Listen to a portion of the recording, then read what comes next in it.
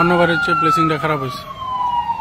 বাংলাদেশ পুলিশের crisis response team বা CRT নামে রয়েছে এক বিশেষ বাহিনী। ভয়ঙ্কর কমান্ডো বাহিনীটি সম্ভবত 2017 সালের মে মাসে 22 জন সদস্য নিয়ে সিলেটে জন্মগ্রহণ করেছিল। বর্তমানে ক্রাইসিস রেসপন্স টিম বা সিআরটি এর 200 জন তুখোড় কমান্ডো রয়েছে। এই ভিডিওতে আপনাদের জানাবো বাংলাদেশ পুলিশের ক্রাইসিস রেসপন্স টিম বা সিআরটি এর কর্মপরিধি, কী কী অস্ত্র, কী আধুনিক সামরিক সরঞ্জামে সজ্জিত, তাদের ট্রেনিং কোথায় থেকে পাই, বিস্তারিত।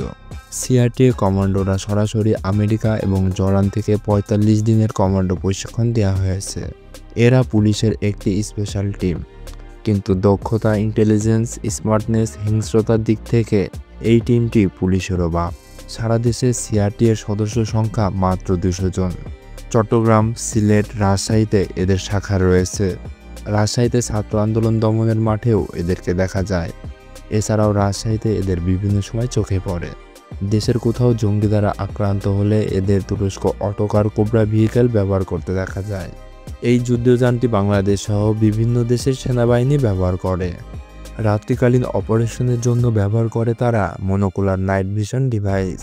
অস্ত্র হিসাবে ব্যবহার করে M4 কার্বাইন রাইফেল, ব্রাজিলের তৈরি টারাস HMT9 machine gun, SR-25 sniper, 9mm এর পিস্তল।